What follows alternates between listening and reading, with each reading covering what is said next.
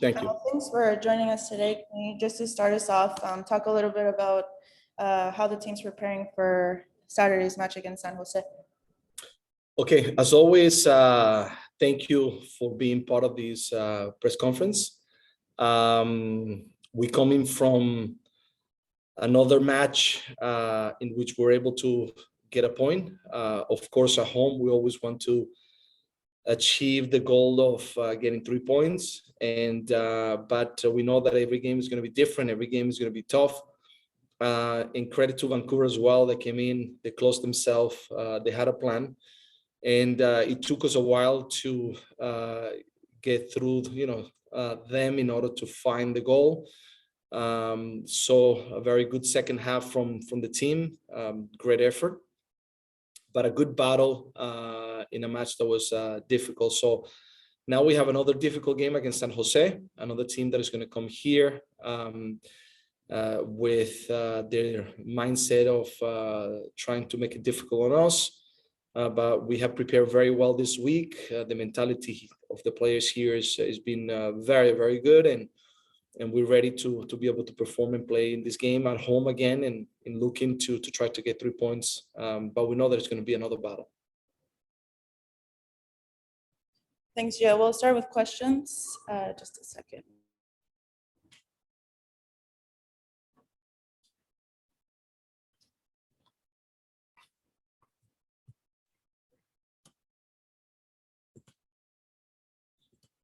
Sam, go ahead.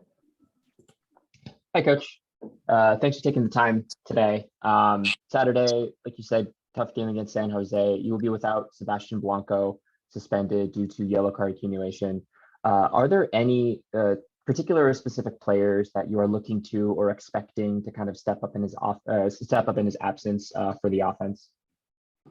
Sam, I think as always, we want everyone to be able to be at their best in every game that we play, and everybody has to contribute to make sure that we find goals. Goals can come not only from the center forwards, the attacking mid.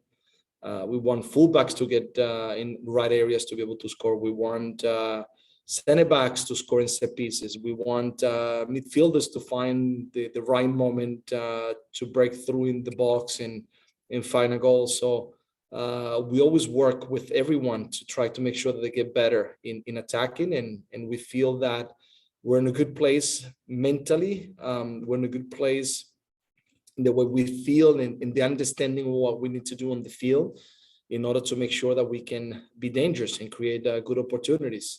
Each game brings different challenges, and I think this game against San Jose is going to be a game in which is going to require high energy. We know that they're a team that is constantly in transition. So we have to make sure that we're well prepared, and I know there's going to be a difficult game. But whoever's going to step on the field, I'm sure from us is going to get the job done. Thanks. And just a quick follow-up to another home game where another one of your former players coming to town, Jeremy Ebobisse. He's having a very strong season with San Jose and very strong goal scoring form. Is there any extra energy amongst particularly the defenders for going up against Bobassi again, especially at Providence Park, and especially since he will likely be looking, he has yet to score on the Timbers, will probably looking to do so on Saturday? No, I mean, Jeb was a good player. Like they have all the players, like every team comes in with good players to look and achieve what they're looking for. And it's not going to be any different. Of course, that is always, I remember when I played, there's always a little extra motivation or extra feeling every time that you go back to a place that you care about. And I'm sure that Jebo will feel that way. He was here for many years. And he definitely is going to have a special feeling coming to Portland. But nothing changes in regards to the way we operate. We have to manage him as we manage everybody else. Each win with the specific details on our defenders and and players in his movements, in what they're trying to do as a team. And the guys are really prepared to play against San Jose. So I think for us is the main focus of trying to get the 3 points. Ryan, go ahead. Hey, Gio. I was wondering if you'd be able to provide an update on where things stand with the potential signing of Juan David Mosquera, and secondly, where things stand as far as injuries for the group going into Saturday. Yeah, so we mentioned that we definitely are looking maybe to add one more player. There's still a process that needs to be done. There are no guarantees, and there's a great possibility that it's going to maybe happen. We'll see. But there's a lot that goes into the work of getting a player. So we have to go through different layers, and we'll see how that is going to go.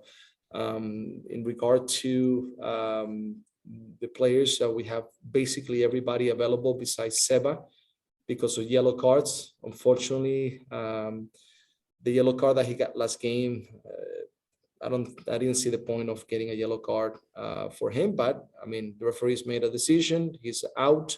And now we have other players. Eric comes back in the roster to be able to be available to play, and we feel that all the guys are in a good position to be able to be available to play as well. So thank God that right now the only player that is not available per se in those that have been available in the past few games is going to be Seba only. Thank you. We'll go next to Kyle.